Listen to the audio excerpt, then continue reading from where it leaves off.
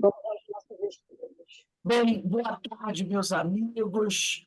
Boa tarde, minhas Boa amigas. tarde. Boa tarde, Boa tarde, companheiros. Alberto. Chegando aqui no nosso horário, né? Hoje, sábado, dia 2 de março de 2024, 16h20, o horário que nós começamos o estudo dessa obra, Paulo de Tarso e as Leis Morais, de Guilherme Del Valle da Silva. Nós estamos estudando a Lei de Liberdade, que está no Livro dos Espíritos, a questão 825 a 872, Lei de Liberdade, Paulo de Tarso, o apóstolo dos gentios. Hoje vamos dar continuidade ao nosso estudo. No nosso livro, é página 168, lá do último parágrafo da página 168, né? Mas antes de nós iniciarmos o nosso estudo, vamos elevar o nosso pensamento ao alto, vamos pensar em Jesus, vamos pensar no Pai Criador, nos amigos espirituais, agradecer a oportunidade que o Senhor nos concede de estarmos aqui reunidos, estudando, refletindo, Senhor, sobre todas essas questões que aconteceram e que continuam a acontecer no nosso mundo, questões essas que precisamos refletir para aprender com elas, né? E evitar que nós venhamos a ser aqueles que irão proporcionar a dor aos nossos semelhantes. Que nós possamos seguir os ensinamentos do Senhor, que nos disse para amar a Deus sobre todas as coisas e ao próximo como a ti mesmo. Porque somente através do amor nós vamos alcançar essa perfeição e vamos conquistar a tão sonhada terra prometida, que não é um espaço geográfico, mas é aquele estado de consciência tranquila, da certeza de que nós estamos cumprindo com as nossas obrigações, que estamos abraçando a missão que o Pai nos indicou e que estamos nos esforçando para nos aproximarmos dele. Então, Senhor, só temos te agradecer, porque já conseguimos enxergar um pouco em meio a tantas sombras que ainda nos cercam, e que nós possamos fazer o máximo para atender aquele pedido de Jesus: deixai brilhar a vossa luz, porque através do espalhamento dessa luz pelo mundo, né, a luz de todos nós reunidos, nós conseguiremos, Senhor, afastar as trevas, afastar a ignorância que tanto mal tem feito à população desse planeta. Muito obrigado, Senhor. Abençoa-nos, abençoa nosso lar, nossos bons propósitos, nossa vontade de crescer, de melhorar e de progredir. Que cada um de nós possa seguir em frente na sua caminhada, na certeza de que estamos no caminho certo, que com certeza também chegaremos aos nossos objetivos. Graças a Deus, Senhor, graças a Deus. Bem, meus irmãos, boa tarde, Eloá. Eloá chegou aí para participar dos estudos conosco. Vamos começar a nossa leitura aqui da página 168, do último parágrafo. E diz assim: Moisés e os profetas foram os agricultores que prepararam a terra para a humanidade receber a semente divina do Evangelho de Jesus. Olha aí, olha novamente eu usando a palavra terra, mas sem sentido de terreno físico, onde o sujeito faz a casa, né? Faz a plantação dele, o sol onde ele pisa. Olha só, Moisés e os profetas foram os agricultores, os que trabalharam, né, a mensagem do Senhor, que prepararam a terra, né, para a humanidade receber a semente, né, preparar o planeta para a humanidade receber a semente divina do Evangelho de Jesus. Porque eles foram os precursores, os que eram antes, né? Eles vieram antes de Jesus. e foram preparando o ambiente, preparando o coração, a mente daquelas pessoas ainda muito embrutecidas, né? E ali foram semeando, cada um pouquinho, o que entendeu, o que recebeu, né, da espiritualidade, o que eles também entenderam, que muitas vezes eles não entendiam completamente a mensagem. Eles também tinham dificuldade. Ainda eram homens ainda com um nível de conhecimento limitado, mas estavam ali se esforçando para compreender um pouco mais. E daquilo que eles receberam e que eles compreenderam, eles foram lançando, né, para poder ir mexendo com o coração dos homens. Então, preparando o caminho, a terra, né, o coração dos homens, para a chegada de Jesus. Porque o Messias viria, estava anunciado lá no Antigo Testamento. O Messias viria, mas eles tinham que preparar uma ambiência, né, espiritual, para que, quando ele viesse, ele pudesse, né, deixar o seu ensinamento de forma que as pessoas pudessem compreender.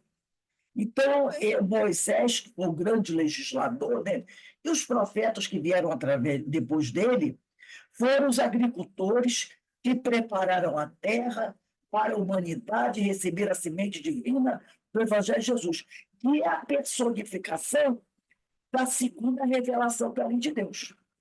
A primeira revelação, ela veio com Moisés, que é a lei, o decálogo, os 10 mandamentos. A segunda revelação é o Evangelho de Jesus, que nós poderíamos dizer que passar o rapaz aqui está buscando uma música, e ele acha que precisa ser bem alta para todo mundo ouvir. Então, essa segunda revelação de Jesus, ela vem centrada naquela frase dele: ama a Deus sobre todas as coisas e ao próximo como a ti mesmo. Porque se a gente parar para pensar, aquele que ama a Deus sobre todas as coisas e ao próximo como a ti mesmo, ele fez tudo. Ele fez tudo. Porque se você conseguir amar o próximo da forma como Jesus pede que a gente ame, praticamente a gente ganhou a vida. Entendeu? A gente ganhou a vida. A gente ganhou a vida, a gente deu um salto de qualidade extraordinário. Mas tem que amar o próximo como Jesus ensinou, como ele amou. Fazendo isso, a gente cumpre tudo que está nos 10 mandamentos. A gente não mata, a gente não adultera, a gente não tem inveja, a gente não cobiça nada. Entendeu? Então, isso aqui. Após o Pentateuco mosaico, ele está baseado em 5 livros: Gênesis, Êxodo, Número, Levítico e Deuteronômio. Então, após o Pentateuco mosaico, todos os profetas apontam para aquele que haveria de vir, se referindo ao Messias, o príncipe da paz, que é Jesus Cristo. Deixa eu só pegar aqui um instantinho. Deixa eu ver se é nesse livro aqui. Eu tenho. Eu que só queria. Opa, acho que não é nessa. Se não for nessa, tudo bem. Deixa eu lá.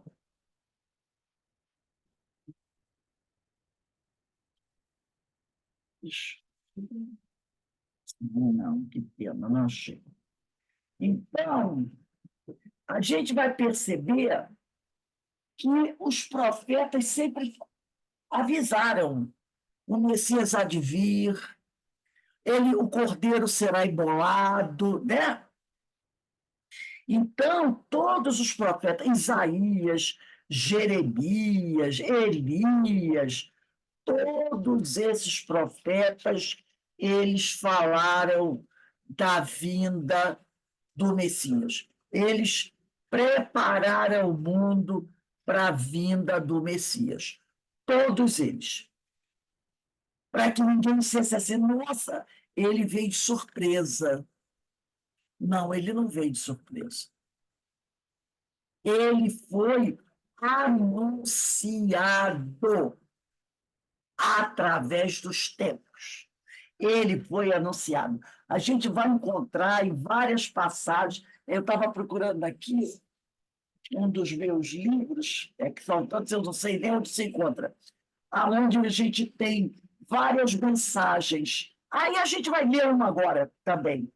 Aí eu falo isso. Então, após os 5 livros de Moisés, todos os profetas apontam para aquele que haveria de vir, se referindo ao Messias, o príncipe da paz, que é Jesus Cristo. Entre eles, o profeta Isaías, que viveu mais ou menos 750 anos antes de Cristo. É o que conseguiu, o Isaías é o que conseguiu exprimir com maior profundidade e beleza o advento messiânico, sendo considerado por muitos o novo dentro do Antigo Testamento. Por isso, Estevão não teve dificuldade de se converter à doutrina de Jesus. Olha como a gente vai percebendo as coisas aí.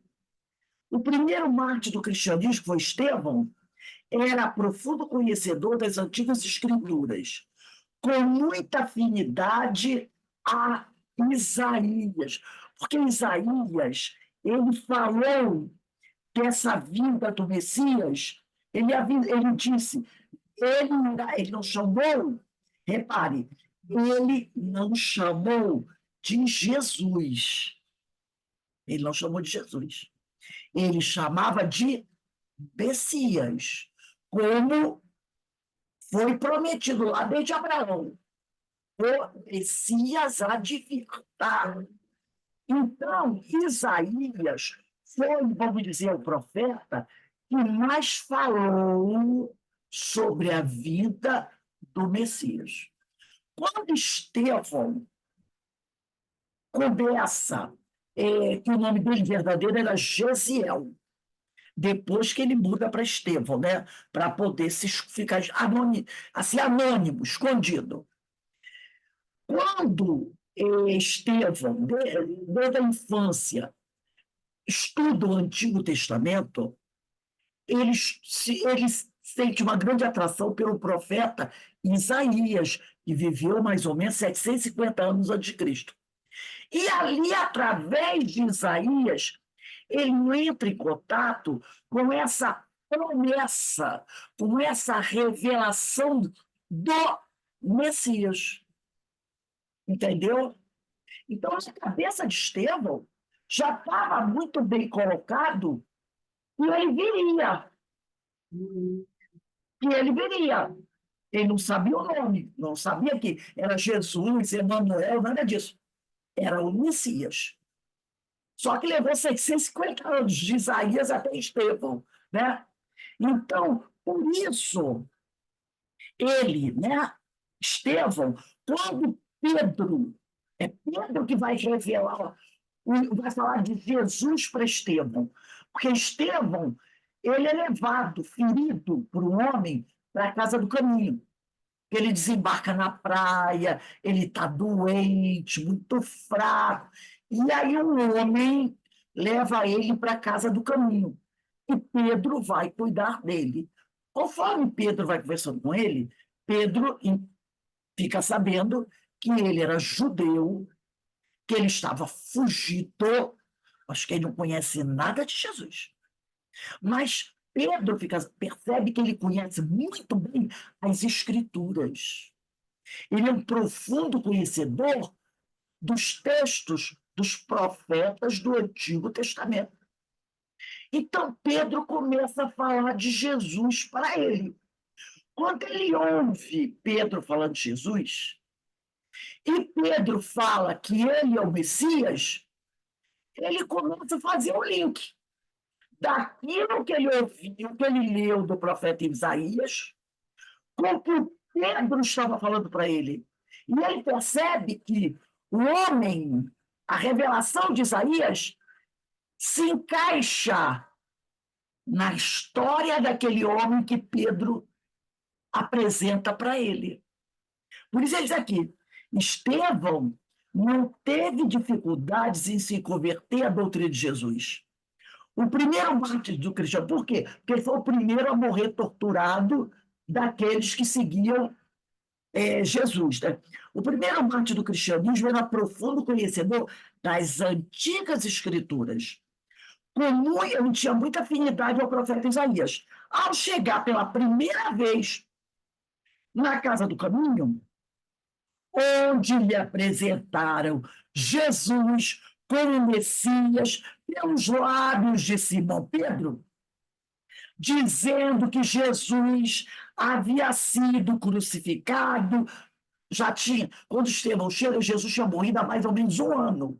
Há mais de um ano, entre ladrões e Jerusalém, Gesiel, que era o verdadeiro nome dele, Estevão era pseudônimo, emocionado, enunciou os textos que tinha de...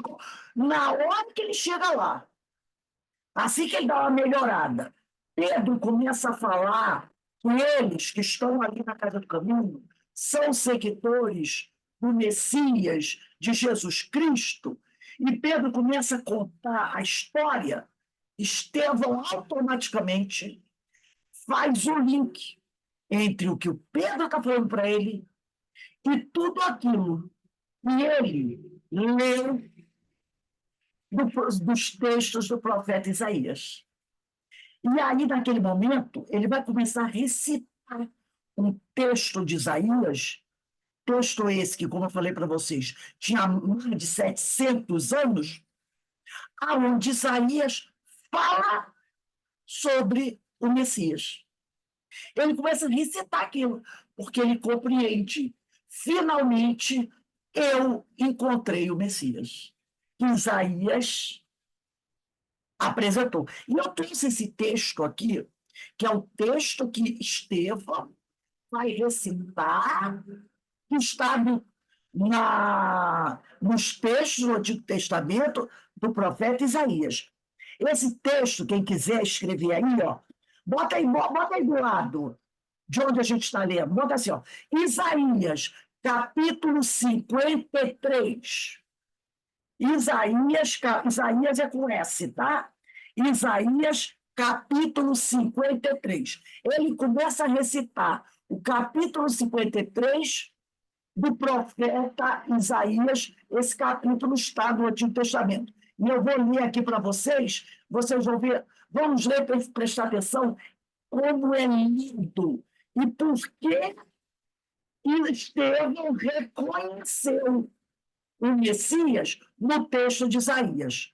Olha só que bonito esse texto. Está aqui. Eu tirei esse texto da Bíblia de Jerusalém. Tá? Então, o texto diz assim. Deixa eu só ajeitar aqui. O texto diz assim. Isso é Estevão recitando o capítulo que está lá na Bíblia de Jerusalém do profeta Isaías. Ele diz assim, Estevão, quem creu naquilo que ouvimos e a quem se revelou o braço de Yahvé? Yahvé é o Senhor. Né? Esse texto foi escrito por Isaías. Ele cresceu diante dele como renovo, pobre e rebento, como raiz que brota de uma terra seca.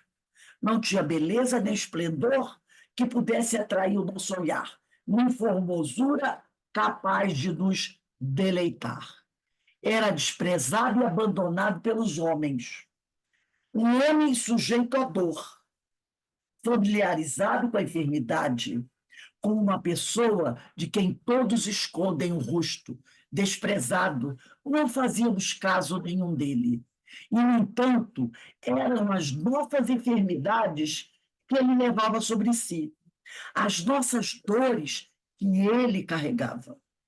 Mas nós o tínhamos como vítima do castigo, ferido por Deus e humilhado. Mas ele foi trespassado por causa das nossas transgressões, esmagado em virtude das nossas iniquidades. O castigo que havia de trazer-nos a paz caiu sobre ele. Sim, por suas feridas fomos curados. Todos nós, como ovelhas, andávamos errantes, desgarrados, seguindo cada um seu próprio caminho. Mas Yahvé, o Senhor, fez cair sobre ele a iniquidade de todos nós. Foi maltratado, mas livremente humilhou-se, resignou-se e não abriu a boca. Como um cordeiro conduzido ao matadouro, como uma ovelha que permanece muda na presença dos seus tosqueadores, ele não abriu a boca. Após detenção, quer dizer, após prisão e julgamento, foi preso. Dentre os seus contemporâneos, quem se preocupou com o fato de ele ter sido cortado da terra dos vivos, de ter sido ferido pela transgressão do seu povo? Quem o defendeu? Deram-lhe sepultura como os ímpios, facínoras, se bem que não tivesse praticado violência nem tivesse havido enganos, mentiras em sua boca. O seu túmulo está com os ricos.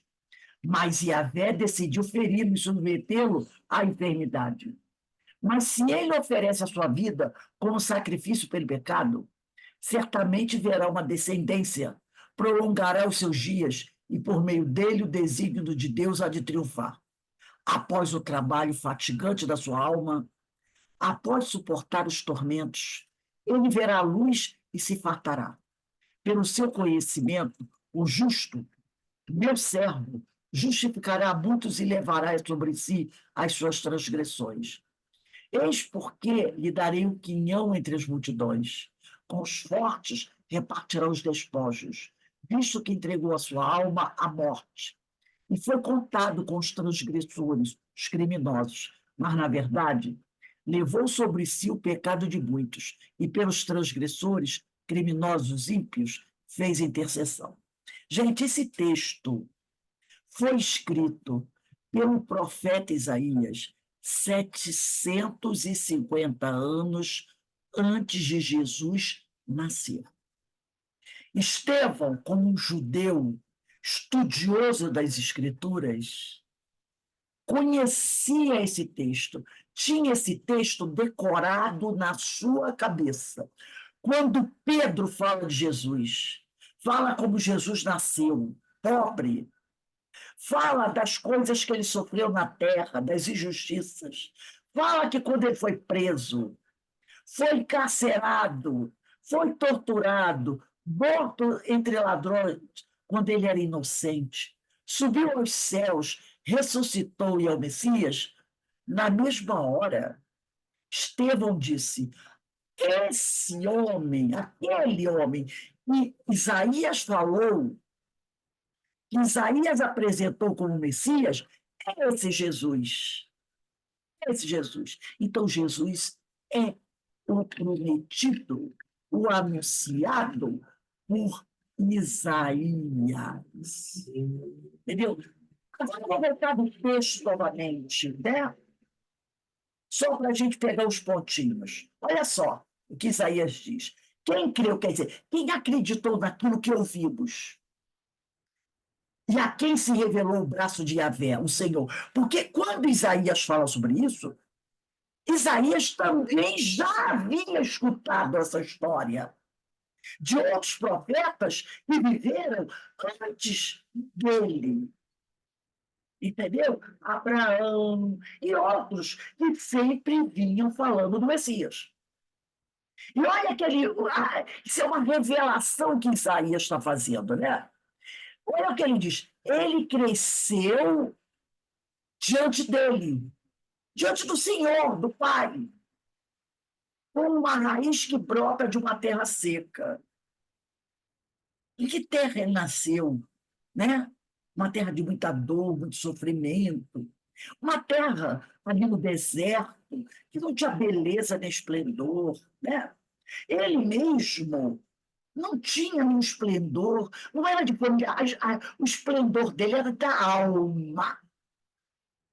Ele era formoso de alma, mas era de família pobre. Ele, materialmente, não tinha nada que pudesse atrair o nosso olhar, que a gente pudesse dizer assim: nossa, Olha que beleza aquele príncipe, usando roupas tão ricas. Então, ele não tinha nenhum esplendor material que pudesse deleitar o nosso olhar. Estamos falando dos bens materiais. Ele era desprezado e abandonado pelos homens, porque os homens não davam atenção a ele. Os judeus riam quando ele dizia que ele era o Messias. Várias vezes ele disse: o Pai me enviou. E os homens diziam: que audácia tem esse carpinteiro? Até porque carpinteiro naquela época não era uma profissão muito exaltada pelos homens. Era a profissão de gente pobre, sabe? Aquela profissão de gente pobre. O carpinteiro era visto assim. Então, as pessoas, quando ele, aqueles que o conheciam, que o viram nascer, né, crescer, quando ele fazia suas pregações e dizia que era o Messias, o enviado do Senhor, uns diziam assim: vê-se aí, não é o filho daquele carpinteiro José? Ele também não é aquele que anda com os pescadores pobres? Era assim que ele era visto. E o desprezavam. Ele não era filho de um doutor da lei. Era um homem sujeito a dor. Por quê? Porque ele encarnou como um homem. Ele não tinha um corpo de carne, sujeito a dor. Frágil fisicamente, como todos nós, podendo ser morto. Familiarizado com a enfermidade, porque era um homem que via a doença entre os seus. O pai dele morreu. Como uma pessoa de quem todos escondem o rosto, desprezado. Não, olha como Isaías escreve. Não fazíamos. Ele diz, todos não davam nada por ele. Era só, assim pensavam, o filho de um carpinteiro. Só que Isaías, ele não está falando do carpinteiro, porque Jesus tem uma profissão, porque ele não sabe que é Jesus. Ele recebeu uma revelação. Nessa revelação diz, não fazíamos caso nenhum dele. Isaías, nós estudamos, né? A clarividência, nós estudamos isso, que o médium clarividente, ele viaja no tempo e no espaço. Ele pode ir ao passado, como ele pode ir ao futuro. Então, Isaías deve ter tido o quê? Uma revelação.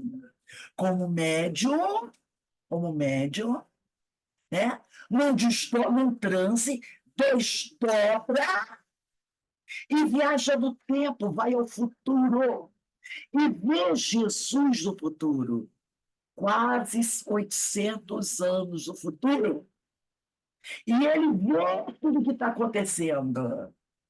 Vê Jesus desprezado, abandonado, as pessoas sem fazer caso dele. E ele vai, lá no tempo dele, ele vai revelar aquilo que lhe foi permitido ver do futuro, do Messias no futuro. Isso é uma revelação. E ele diz aqui, no entanto, eram as nossas enfermidades que ele levava sobre si. Não enfermidades físicas, não. Nossas enfermidades espirituais, nossa ignorância, nossa sombra, as nossas dores que ele carregava. Mas nós o tínhamos como vítima de um castigo, ferido por Deus e humilhado. Ele na cruz, o que as pessoas pensavam? Está sendo castigado. Foi ferido por Deus, humilhado. Por quê? Porque ele se atreveu, assim o judeu falava sobre Jesus. Ele né? Falou que não devia, disse que era o filho de Deus. Vamos prendê-lo, vamos torturá-lo, porque ele mente. Mas ele foi transpassado por causa das nossas transgressões. Lembra da lâmina, né? E o soldado, né? Enfia no peito de Jesus, quando ele está na cruz. Ele foi trespassado por causa das nossas transgressões. Ele foi preso e crucificado por causa do nosso orgulho, da nossa vaidade, do nosso egoísmo, esmagado em virtude das nossas iniquidades. A morte dele, né, o castigo que havia de trazer-nos a paz, caiu sobre ele. Sim, por suas feridas fomos curados. Todos nós, como ovelhas, andávamos errantes, desgarrados, seguindo cada um seu próprio caminho. Mas Yahvé, o Senhor, fez cair sobre ele a iniquidade de todos nós.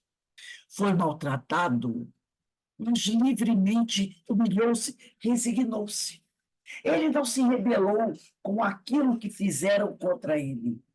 No momento que foi preso e julgado, não abriu a boca para acusar ninguém. Como um cordeiro conduzido ao matadouro, como uma ovelha que permanece muda na presença dos seus tosqueadores, ele não abriu a boca. Ele não amaldiçoou ninguém. Ele não ameaçou ninguém. Após ser preso e julgado, foi preso. Dentre os seus contemporâneos,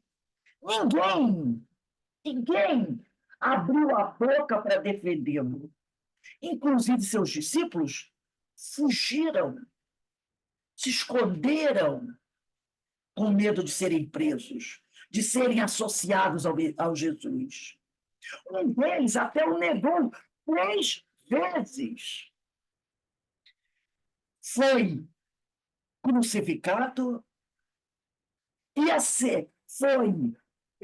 a sepultura dele seria, né, entre aqueles que, quando eles morriam na cruz, eles pegavam o corpo da pessoa e jogavam numa vala comum e deixavam lá, nem tinham o trabalho de cobrir com terra. Era jogado no monturo os corpos daqueles que eram condenados, mortos da cruz, mortos por espancamento, decapitado o corpo, era jogado num barranco e ficava lá.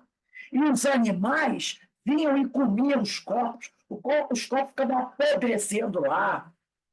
Era assim que ele seria feito com o corpo dele. O Rose, E aí?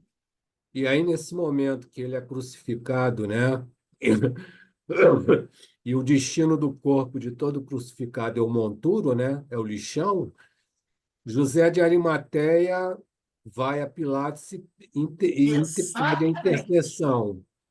E aí exatamente. pede o corpo de Jesus. Porque os Porque discípulos conheciam José de Arimateia, sabiam que ele era simpático aos ensinos de Jesus, e aí os discípulos vão falar com ele. e José de Arimateia, ele era comerciante, E influente, né? era um homem Não declarava sua fé devido à sua posição social, mas exatamente procura Pilatos e pede o corpo de isso. Jesus. Ele era simpatizante, mas não era declarado, né? Então, é, os discípulos correm e vão pedir a José de Arimateia para dar um túmulo para ele, para que o corpo dele não fosse jogado num monturo, porque nem terra jogavam por cima. Deixava lá num barranco. Aonde a gente vê bem isso? Tem aquele filme sobre. Ah, meu Deus, um filme sobre um centurião, que eu já até botei para vocês aí no grupo. Nesse filme sobre o centurião romano, você vê bem essa cena. Os corpos lá, quando Pilatos manda o centurião, porque alguém disse que Jesus ressuscitou, o corpo dele sumiu. Alguém disse que ele ressuscitou. E aí Pilatos disse: não, vocês vão ter que dar conta desse corpo. Alguém vai pôr esse corpo. e manda o centurião que acompanhou a morte dele procurar o corpo. A primeira coisa que o centurião faz é ir lá do tal do monturo. Nesse filme está bem colocado isso. Aí você vê aquele monturo cheio de cadáveres apodrecidos, entendeu? Os animais comendo, aquela coisa toda. Sim, porque o romano, acha que o romano ia se preocupar de cavar uma cova para botar um judeu que ele considerava o pior ser da terra? Não, ia por lixo. Eles consideravam o judeu lixo mesmo. Então, os discípulos. E outra coisa, os discípulos não tinham coragem de pedir ao romano para entregarem o corpo dele. Percebeu? O Pedro, João, Mateus, nenhum deles foi procurar Pilatos. Até porque eles não tinham condição de se aproximar do governador. Como é que o pescador vai procurar um governador para pedir o corpo de alguém que morreu como um criminoso? Então, eles vão procurar alguém que tem uma posição social de destaque dentro da sociedade judaica e que pode ser recebido por um governador romano. É questão de dinheiro, de posição social, entendeu? E aí, José de Arimateia pede uma audiência com Pilatos. E devido à posição social dele, naquela sociedade, é-lhe concedida essa audiência. E ele vai até lá e pede o corpo. E Pilatos entrega. Ah, tudo bem, vai lá. Entendeu? Pode levar. Então, vejam isso. Né? Deram-lhe sepultura com os ímpios, fascínoros. Esse seria o destino dele, uma sepultura com os ímpios. Se bem que não tivesse praticado violência nenhuma, nem tivesse nunca dito nenhuma mentira. No final, o seu túmulo ficou com os ricos. Né? O seu túmulo está com os ricos. Mas Yahvé decidiu feri-lo, submetê-lo à enfermidade, né, à dor, ao sofrimento. Mas se ele oferece a sua vida como sacrifício pelo pecado nosso, certamente verá uma descendência, prolongará os seus dias, e por meio dele o desígnio de Deus há de triunfar. Então, ele foi morto, foi sacrificado, mas de Jesus virá uma descendência, não de filhos biológicos, mas uma descendência daqueles que irão seguir os seus ensinamentos até hoje. Isso prolongará os seus dias, porque enquanto na Terra existirem discípulos de Jesus, seguidores do Mestre, a descendência dele existirá sempre. E através dele, o desígnio de Deus, a vontade de Deus é de triunfar. Aí ele vai encerrando nessa revelação, dizendo: após o trabalho fatigando a sua alma, alguém nega que o trabalho de Jesus aqui entre nós, o Espírito puro, tendo que estar no meio de um monte de gente ignorante, não foi um trabalho fatigante para uma alma pura? Estar no meio dessa energia densa, dessa ignorância, dessa incompreensão? Realmente muito sofrimento para esse espírito. E eu não estou falando do martírio, não. Estou falando da convivência. Mas ele nos amou. Após suportar os tormentos, ele verá a luz e se fartará. Pelo seu conhecimento, o justo, meu servo, aí é a palavra do Senhor, justificará muitos e levará sobre si as suas transgressões. Aí é o Senhor falando sobre Jesus. Eis porque lhe darei um quinhão entre as multidões. Com os fortes repartirá os despojos, visto que entregou a sua alma à morte. Esses despojos é a glória. os outros fortes, né? Os outros Cristos, com todos aqueles outros que progredirem, que evoluírem, seus companheiros, seus discípulos, sua mãe, seus pais, todos aqueles que vencerem esse mundo e alcançarem a glória, repartirá os despojos. Despojos quer dizer a vitória, os prêmios, né? A glória, visto que entregou a sua alma à morte. E foi contado com os transgressores, os criminosos. Mas, na verdade, levou sobre si o pecado de muitos e, pelos transgressores, fez intercessão. Qual o último ato de Jesus antes de morrer? Pai, perdoa-os, porque eles não sabem o que fazem. Pelos transgressores, fez intercessão. Então, nesse capítulo 53 do profeta Isaías, é-nos revelado Jesus e o que ia acontecer com ele. Então, 750 anos de Jesus nascer, Isaías, o grande profeta, né? E entra em transe, desdobra-se, e ele viaja no tempo. Lembra que a gente vem estudando isso há bastante tempo? Sobre clareaudiência. E ele vai ao futuro, ele vê o futuro. Ele vê Jesus. Ele vê Jesus no futuro. Tudo que estava acontecendo com Jesus.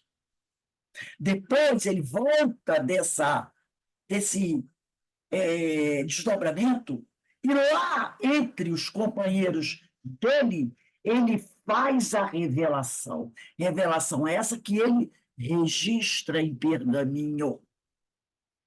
750 anos depois, o jovem Gesiel, um jovem judeu, estudioso da religião judaica, desde criança, estuda os profetas. O profeta por quem ele tinha mais simpatia era Isaías.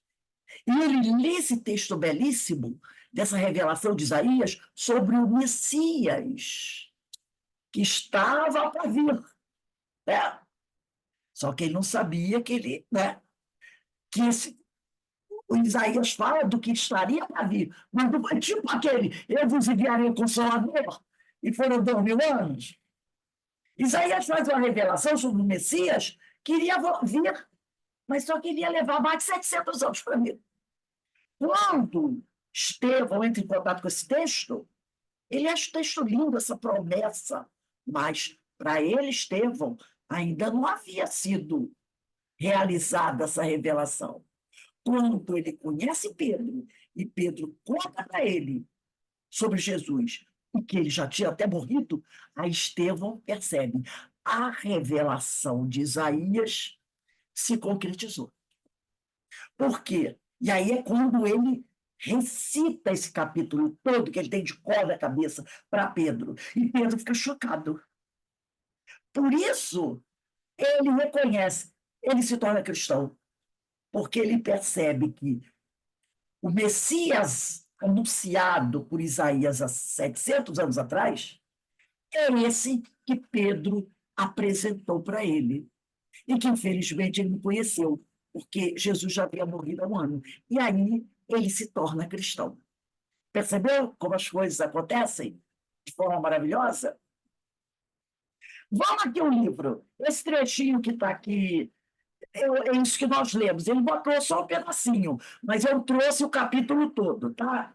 Aí lá embaixo diz assim, Simão Pedro, admirado com o domínio do novo visitante, que é Estevão, né? Porque foi até Pedro que mandou, parece que foi Pedro que disse para ele passar a se chamar Estevão. Simão Pedro, admirado com o domínio do novo visitante sobre as antigas escrituras, que é sobre o texto de Isaías, tá? Que é esse texto de Isaías, apresenta-lhe aí o Evangelho de Mateus. O que é o Evangelho de Mateus? Já eram os escritos que Mateus tinha redigido sobre Jesus. para complementar, olha só, para complementar a primeira revelação. Então, ele apresenta. A primeira revelação foi a de Moisés. Então, Pedro pega o que Mateus já tinha escrito sobre Jesus e dá para ele ler. E aí ele vai pegar esse texto de Mateus, vai ler e vai complementar ao que ele já conhecia das antigas escrituras, o que Estevão já conhecia.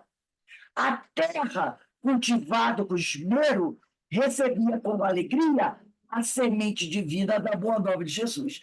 Aí Estevão percebe, né?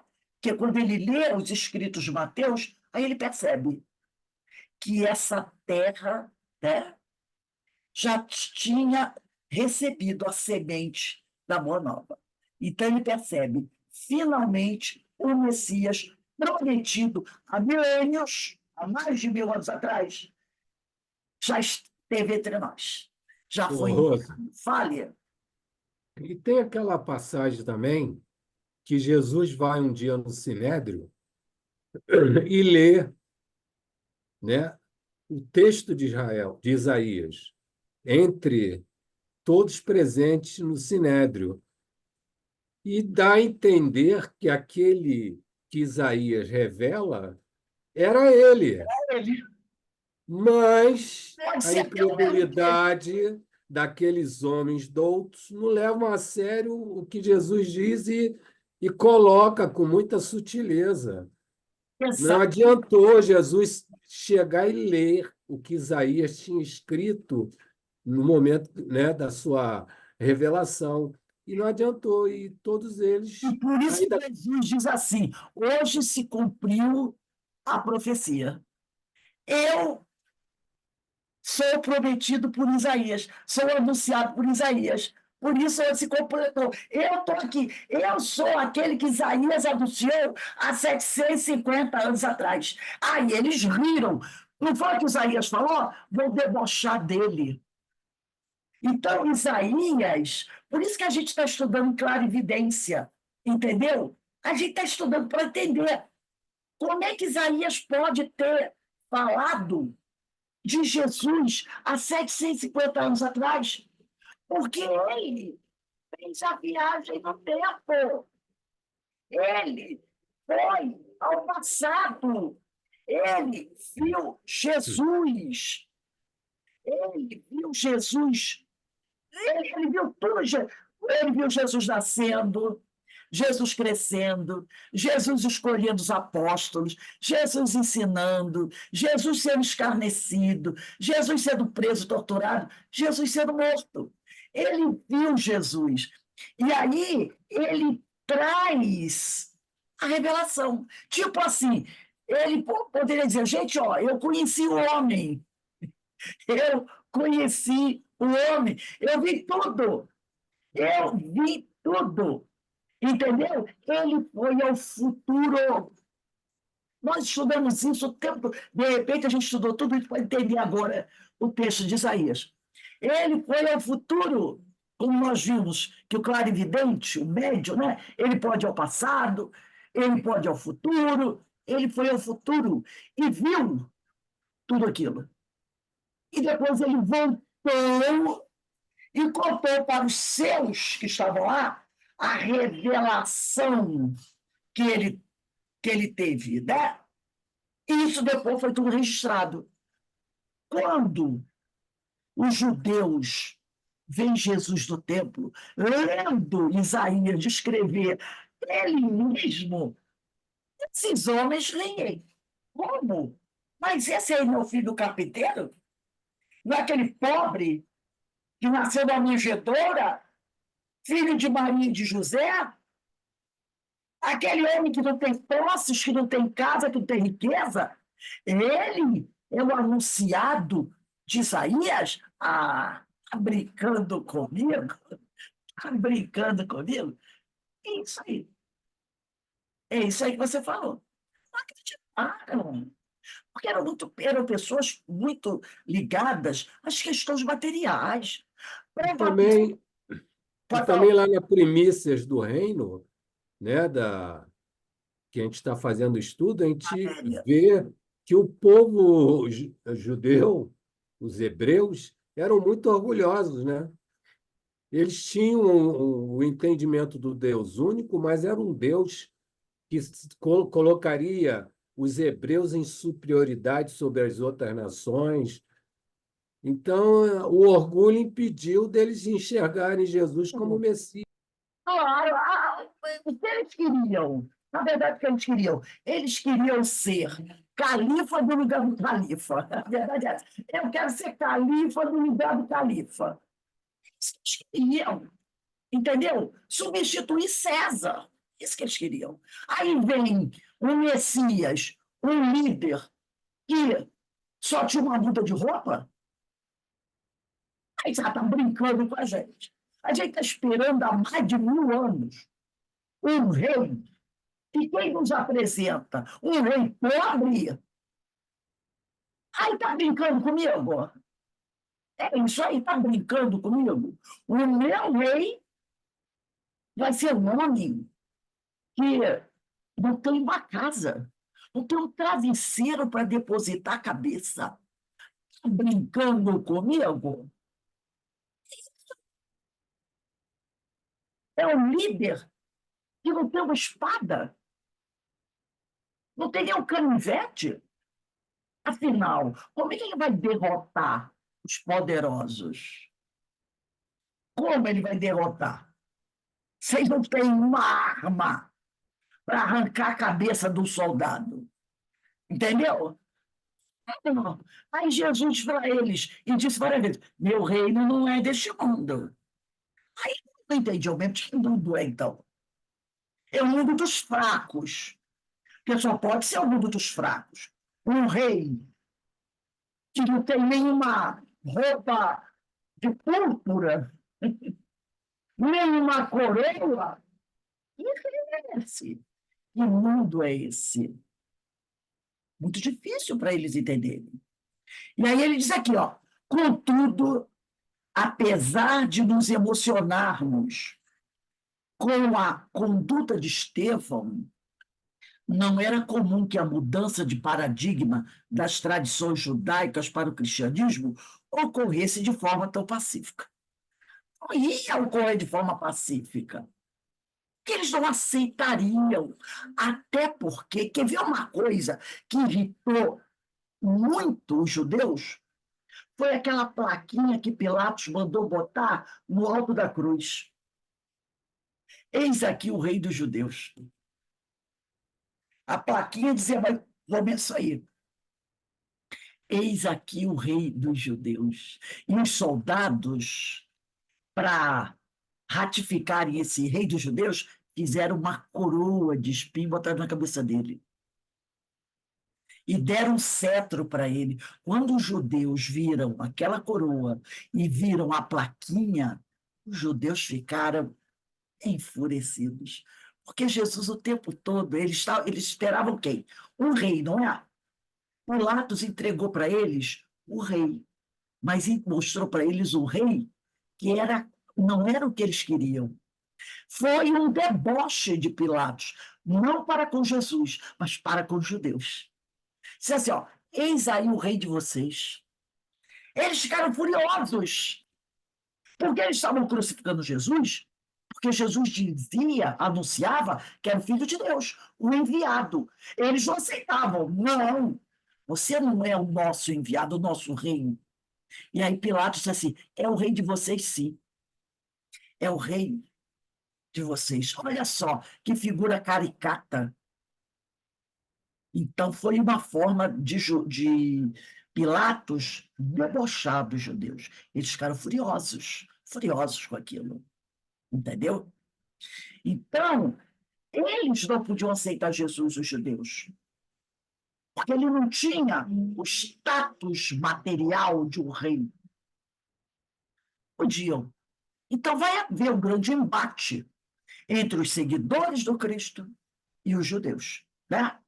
E aqui, eu vou voltar um pedacinho no livro A Caminho da Luz, vou partilhar aqui com vocês o livro A Caminho da Luz, onde a gente vai falar um pouquinho mais desse povo, né?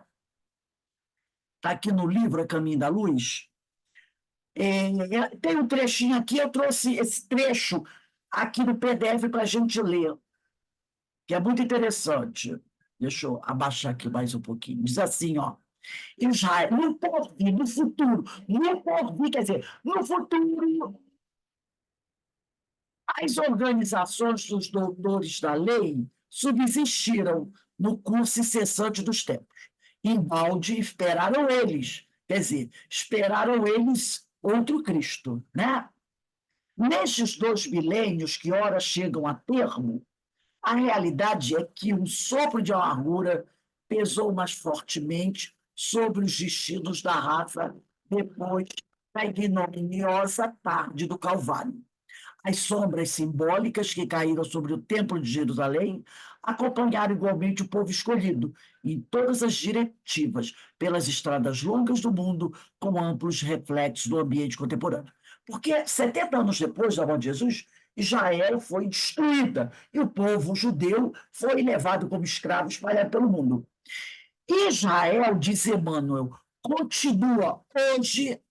Emmanuel escreveu esse livro há uns, vamos dizer aí, 60 anos atrás, mais ou menos, vamos dizer, uns 60 anos atrás. Mas vamos colocar esse continua para 2024, tá? Israel continua a cultuar o Deus Todo-Poderoso dos seus profetas. Seus rituais prosseguem em pontos isolados do orbe inteiro. É talvez a raça mais livre, mais internacionalista, mais fraternal entre si. Repararam? Mais livre por quê? Porque eles nunca se deixaram apagar da mente deles a ideia de um Deus único. Apesar de sofrerem todo tipo de escravidão, mas essa ideia de Deus único nunca foi destruída. Lembra que a gente já até estudou quando os espíritos, o livro dos espíritos diz assim, você pode até deter a crença de uma pessoa, mas violar, apagar, mandar na consciência dele, não. Então, eles sofreram todo tipo de pressão, mas continuaram com essa liberdade de crer num Deus único. Por isso foi uma raça mais livre, mais internacionalista, porque se espalharam pelo mundo todo, mais fraternal entre si, entre eles mesmos, mas também a mais altiva, orgulhosa. Vimos isso semana passada. E exclusivista do mundo, apesar de não ter uma pátria, porque até então, né, o povo de Israel não tinha uma pátria, né? Foi depois da Segunda Guerra Mundial que essa pátria surgiu. Tanto é que nós temos uma notinha aqui embaixo.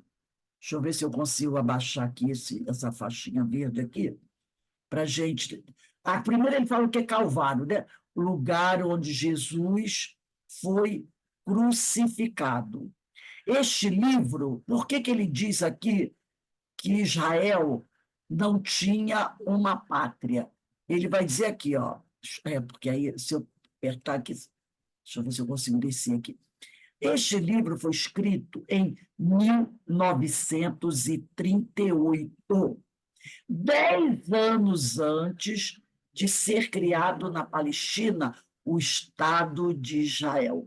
Por isso que Emmanuel diz aqui, ó, apesar de não ter uma pátria, ainda não existia o Estado de Israel. Por isso que ele disse que eles não tinham uma pátria. E, não obstante, todas as perseguições e clamorosas injustiças experimentadas nas suas jornadas de sofrimento, Israel faz o seu roteiro através das cidades tumultuosas, esperando o Messias, da sua redenção e da sua liberdade. Então, apesar de todo o sofrimento, dos momentos de escravidão que sofreu, por ainda não ter, naquela época que foi escrito esse livro, um Estado próprio, Israel andava pelo. Quando a gente fala de Israel, a gente está falando do mundo, tá? Está falando do povo de Israel. E Israel faz o seu roteiro caminhando através das cidades tumultuosas. O judeu está espalhado pelo mundo.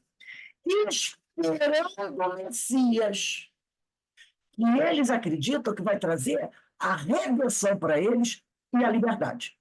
Jesus acompanha-lhe a marcha dolorosa através dos séculos, de lutas expiatórias e regeneradoras. Novos conhecimentos dimanam do céu, né? Chegam do céu, novos conhecimentos chegam. Olha aí, a nova revelação de 1857, né? Novos conhecimentos dimanam, descem do céu para o coração dos seus patriarcas. E não tardará muito tempo para que vejamos os judeus compreendendo integralmente a missão sublime do verdadeiro cristianismo e aliando-se a todos os povos da terra para a caminhada salvadora em busca da edificação de um mundo melhor. Então, o Emmanuel está fazendo uma previsão aqui. Ele está dizendo que não tardará muito tempo. Ainda não é esse momento agora. Ainda não é esse momento agora. Porque no momento agora, eles ainda não aceitam. Então, mas ele diz aqui, não tardará muito tempo para que vejamos, tá? Para que vejamos os judeus compreendendo integralmente a missão sublime do verdadeiro cristianismo, aliando-se a todos os povos da terra, porque eles são muito exclusivistas, para a caminhada salvadora em busca da edificação de um mundo melhor. Então, a gente percebe o quê?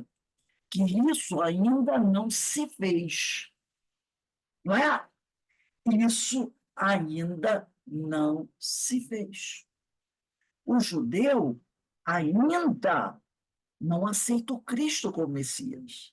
Eles ainda estão aguardando a chegada do Messias. Mas Jesus está acompanhando a caminhada deles. Jesus sabe que um dia eles vão reconhecer. Inclusive, de forma totalmente equivocada, nos últimos dias, a gente tem visto nas redes sociais as pessoas dizendo assim, né, que o Brasil caminha ao lado de Israel como dois países cristãos. Isso está errado. Eu li isso aí na internet, no Facebook. Né? Quando o presidente Lula fez aquele comentário equivocado sobre o Holocausto, né? Comparando lá ao que os judeus sofreram com os nazistas, disseram isso, que é uma vergonha falar sobre isso, afinal, Brasil e Israel são dois países amigos, dois países cristãos. Errado! Israel não é um país cristão. É um país judeu, é um Estado judeu. Porque para Israel ser um país cristão, eles tinham que ter Jesus como Messias. E eles não têm Jesus como Messias. Um dia, eles poderão ser um país cristão. Emmanuel está dizendo que eles serão. Não foi isso que Emmanuel falou? E eles um dia serão, mas eles ainda não são. Isso não quer dizer que eles sejam inferiores ou não. Só estamos dizendo isso. Eles não são um país cristão porque eles não têm Jesus como Messias, como grande libertador. Para eles, o maior dos profetas é Moisés, Abraão, esses. Diferentemente dos muçulmanos, na verdade, eu não sei bem como os judeus veem Jesus. Eu não me lembro bem como eles veem Jesus. O que eu sei é o seguinte, que o muçulmano, ele vê Jesus como um grande profeta. O muçulmano tem um grande respeito por Jesus. Para eles, o profeta maior é Maomé, né? Mas eles têm Jesus como um grande profeta. Tanto é que, ao contrário de nós, quando o muçulmano, nos seus textos, fala de Jesus, se ele escreve o nome de Jesus, ele abre o parênteses e escreve assim, que ele seja louvado. tipo assim, sabe? Que ele seja louvado. Toda vez. Eu tinha aqui um trecho, um livro que falava sobre os muçulmanos, textos. Toda vez que eles falam de Jesus, eles falam que ele seja louvado. Entendeu? Ao lado do eles botam essa exaltação. E quando o muçulmano fala de Maria, ele faz a mesma coisa. Que ela seja louvada, porque eles têm Maria numa posição de muito destaque dentro da religião muçulmana. E Jesus também. Então, falar de Jesus, quando eles falam de Jesus, eles exaltam Jesus. Que ele seja louvado. A gente fala de Jesus e não faz isso. Entendeu? O nível de respeito que o muçulmano tem de Jesus, que ele seja louvado, que seja louvado o nome dele, ou algo assim. Já o judeu, em detalhe, esses não são da mesma raça de Jesus, né? São os árabes. Agora, o judeu, que é da raça de Jesus, não reconhece Jesus. Não sei nem como eles veem Jesus. Se é como profeta, se é como um homem comum, não sei. Porque eu não conheço a religião judaica, então não sei. É lógico que hoje, quando eles falam de Jesus, eles falam que você mas dar um destaque a Jesus dentro da religião judaica, eu não sei como eles veem. Talvez a Eloá pudesse até falar para a gente, porque a Eloá é de família judaica, então eu não sei como os judeus veem Jesus. Eu sei que os muçulmanos veem assim. Agora, eles não são um país, um Estado cristão. Isso não tem nenhum demérito, é apenas uma realidade. Não são, é a mesma coisa. A China não é um país cristão. Não é? A China não é um país cristão. É apenas isso. Então, quando a pessoa fala isso, está errado. Está errado. Emmanuel diz que no futuro, tanto que tá lá, o título do capítulo é o quê? No porvir. Né? Porvir quer dizer, o que está ainda por vir. É o futuro. No futuro, eles reconhecerão Cristo como o enviado do Senhor. Mas, no momento, não. Eles ainda aguardam a vinda do grande líder que vai libertá-los e levá-los para a glória. Mas nós sabemos que o Messias já veio. E como ele falou, né? O meu reino não é deste mundo. Meu reino não é deste mundo. Então, a gente percebe como, estudando, a gente vai encaixando tudo isso, né? A gente vai compreendendo melhor. Não precisa muito, né? Tem gente fazendo bandeira de Israel com pentagrama, né, gente? Eu vi lá no internet também, né? Com pentagrama. E a gente sabe que a estrela de Israel tem 6 pontas, né? Mas tem gente lá andando na rua com a bandeira de Israel com pentagrama nas costas. Então, a gente percebe que como é que a coisa é complicada, né, gente? Como a coisa é complicada. Como a ignorância é graça, né? A ignorância é graça. Então, a gente vai estudando e vai compreendendo melhor tudo isso. Agora, quem puder depois, pega aí a sua Bíblia, procura aí o né, lá, o profeta Isaías, lá no Antigo Testamento, procura o livro, é chamado livro, o livro do profeta Isaías, pega o capítulo 53, que é onde está essa revelação de Isaías, e lê. O texto pode estar um pouquinho diferente, porque dependendo da tradução, mudam-se algumas palavras, mas, em essência, é isso que nós lemos aqui. O texto que eu li foi da Bíblia de Jerusalém. Mas tem Bíblia de Ave Maria, né? Tem vários tipos de Bíblia.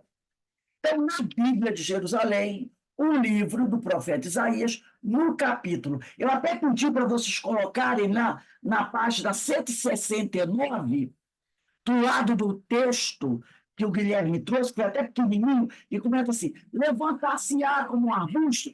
Eu pedi para vocês escreverem aí, né? Profeta Isaías, capítulo 53, para poder, né? Aqui na página 69, né? No meio aí. Escreve aí no meio. Profeta Isaías, capítulo 53, que é onde o Guilherme Del Valle trouxe um trechinho do capítulo 53. E eu apresentei o capítulo todo. Escreve aí, profeta Isaías, capítulo 53. Depois dá uma olhadinha lá no Antigo Testamento, no livro do profeta Isaías, procura o capítulo 53, leia ele todo, e vocês vão ver. Tem uma diferença de palavrinha, mas o texto é belíssimo. É a revelação de Isaías, né? Porque ele viu Jesus do futuro e trouxe essa revelação. Então, gente, nós vamos encerrando aqui a nossa aula de hoje. A aula que vem vai começar nesse parágrafo aqui, ó. A partir dos ensinamentos do benfeitor espiritual, bota aí a data da semana que vem, vai ser dia 9, e não, semana que vem não vai ter, porque semana que vem vai ser o dia do nosso seminário. Então, no lugar do nossa aula Paulo, vai ter o seminário de Ivone Pereira. Então, bota aí a data do dia 16 de março. 16 de março, que a gente vai começar aqui, ó. A partir dos ensinamentos do benfeitor espiritual. Vai ser dia 16 de março, que dia 9 de março é o nosso seminário. Eu vou pedir a vocês, mais uma vez, para vocês divulgarem esse seminário nas suas redes sociais espíritas, né? Na sexta ou no sábado, né? Na quinta, dia 7 ou dia 8, eu vou mandar um link. Aí, para onde vocês mandaram o cartaz, vocês mandem o link. Mandem novamente o cartaz com o link e convidem as pessoas para participar desse seminário de Ivone da Mara Pereira.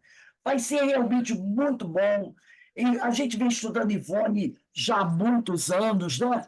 Há bastante tempo. E a Ivone é maravilhosa, né? Então, divulguem. E quero também dizer a vocês o seguinte: essa semana, se Deus quiser, eu vou publicar na internet o nosso site, o site da Sociedade de Estudos de Francisco de Assis.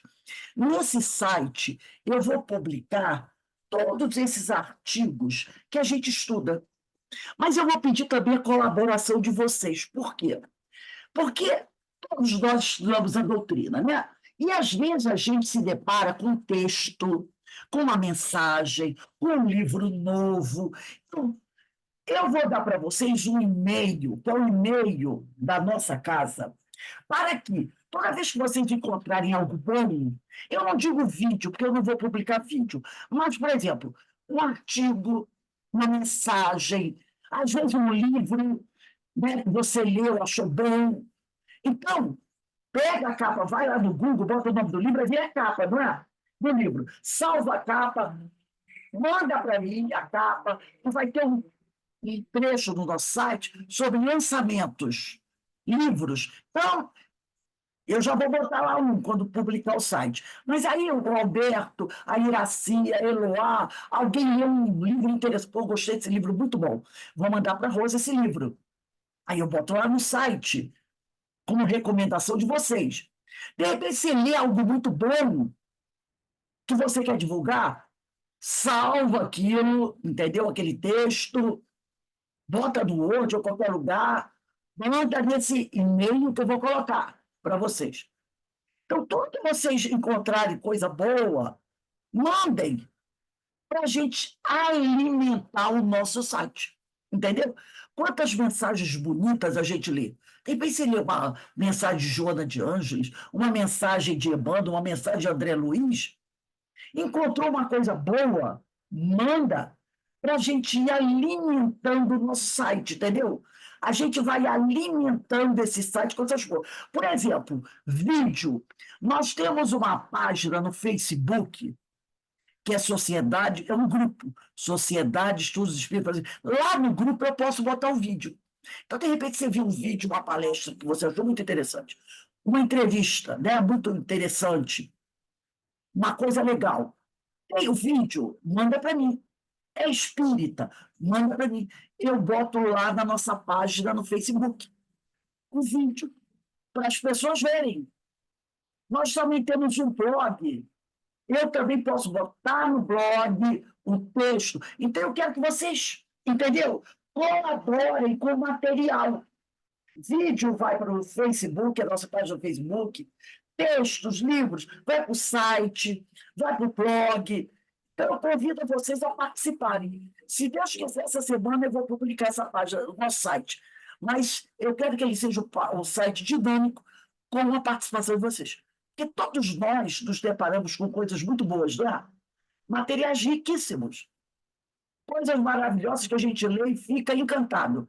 E, às vezes, se perde. Já botando no site, botando no blog, botando na nossa página no Facebook, isso o quê? Amplia. E lembra qual é a nossa tarefa? Não auxiliar o processo de evangelização da humanidade? E é assim que a gente vai fazer, divulgando essa doutrina, divulgando a palavra dos espíritos superiores. Então, vocês têm contato com coisas que às vezes eu não tenho. Então, vocês vão mandar tudo para esse e-mail que eu vou mandar para vocês e coloque naquele e-mail.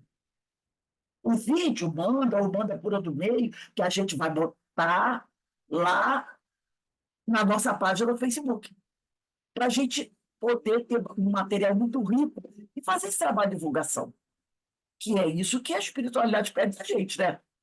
Divulgar o Evangelho de Jesus para auxiliar o Senhor no trabalho de evangelização da seara, que é muito grande, tem muita gente necessitada, mas infelizmente os trabalhadores ainda são poucos, né, gente? Então eu peço a colaboração de vocês na divulgação do nosso seminário e nesse trabalho do nosso site. Isso aí eu ainda vou falar mais, que hoje, né, nas próximas aulas, que eu peço a ajuda de vocês para isso, tá bom? Alguém gostaria de falar alguma coisa?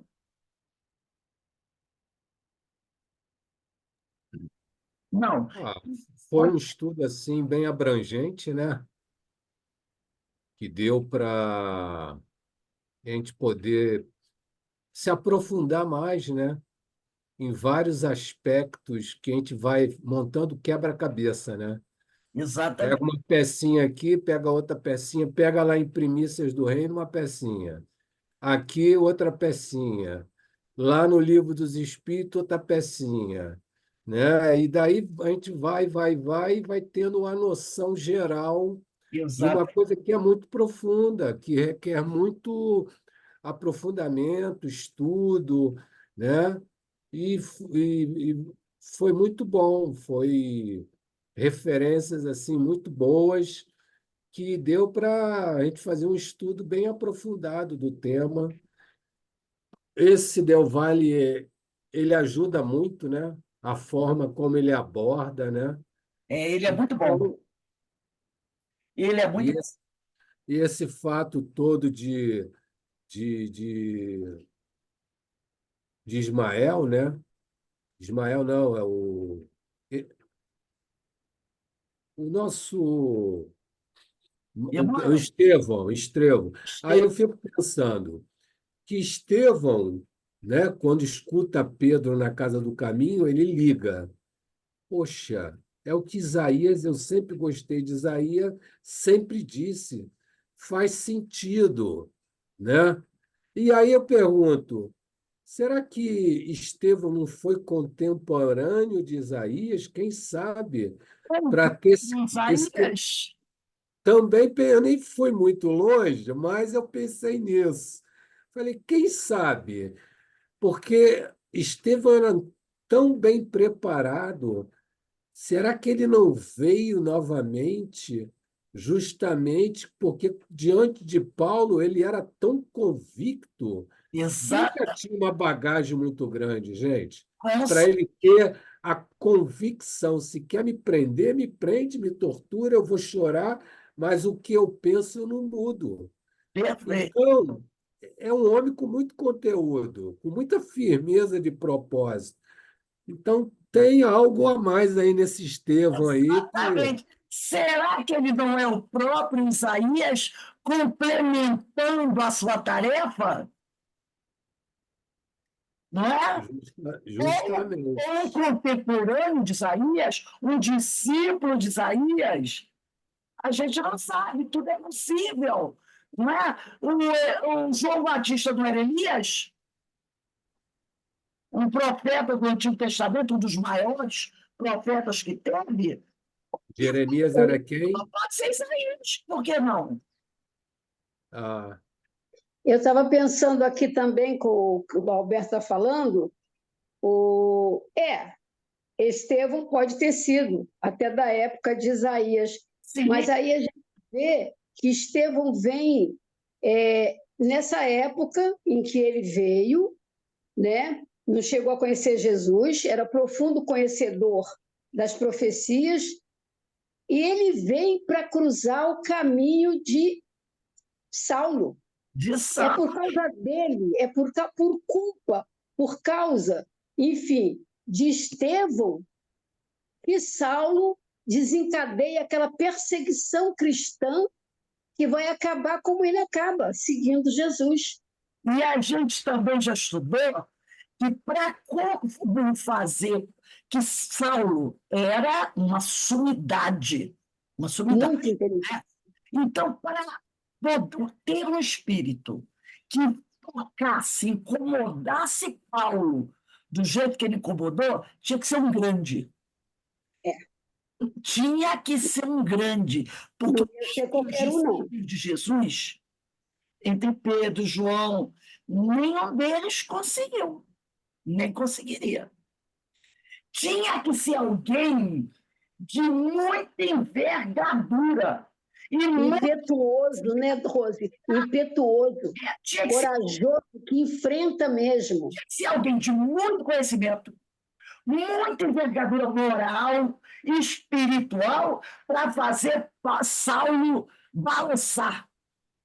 É. Entendeu? Para Paulo querer que ele estivesse do lado dele.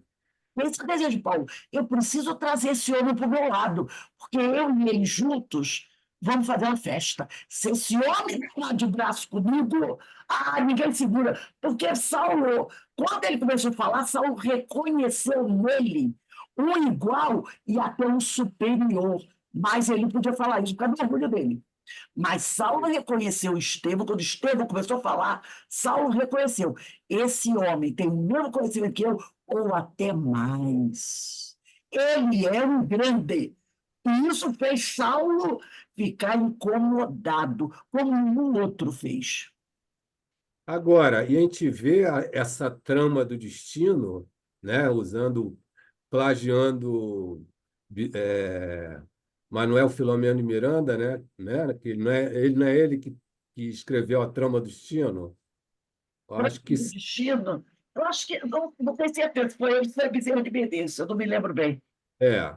Então, você vê, a namorada do Paulo era irmã de Estevão. E depois ele se distancia de Abigail, né? E depois ele se arrepende. Aquilo também foi um fator que mexeu com Paulo. E Aquele arrependimento de ter se distanciado da mulher que ele amava, ela por causa do que ele fez com o irmão de Abigail. e ela Então, também era um espírito muito superior. Ela também era um espírito, e entendeu? depois passa até a ser mentora dele, né? Exatamente. Exatamente. Saulo e Abigail. Eles E passam a acho que ser Estevão também passa. Estevão, desculpe, Estevão e Abigail passam a acompanhar Saulo. Paulo. Muito mais Estevão. Ela dando aquele amparo, e Estevão vai ser o grande orientador dele, né? Então a gente vai vendo como as coisas vão se encaixando aí. Agora que com certeza Saulo era, Saulo não, Estevão era um espírito muito, muito elevado, era muito elevado mesmo, né? Isso não resta dúvida. Por isso que a gente diz, ou ele pode ter sido um contemporâneo de Isaías, ou o próprio Isaías. A gente não sabe, né? Mas com certeza era um homem de profundo conhecimento das Escrituras. Bem, gente, a gente vai encerrando aqui a nossa aula de hoje, né? A gente vai vendo que esse tema muito rico, né, leva a gente a um grande aprendizado. Esse capítulo de Isaías é maravilhoso e que Deus possa sempre nos presentear com essas oportunidades maravilhosas, né, que nos ajudam tanto no nosso crescimento. Então, segunda-feira estaremos de volta para os nossos estudos. Segunda-feira, dia 4 já, né? Agradecendo sempre a Deus. Iraci, faz a nossa prece de agradecimento, por favor, minha amiga. De acordo com os nossos estudos de hoje, o assunto foi muito sobre os judeus. Vamos aproveitar esse momento de reflexão, de encerramento, para rogar ao nosso Mestre Jesus esclarecimento e luz e fortaleza para o povo, todo aquele povo lá em Israel, na faixa de Gaza, que estão passando por tanto sofrimento, passando fome, morrendo, tudo, por arrogância dos senhores da guerra.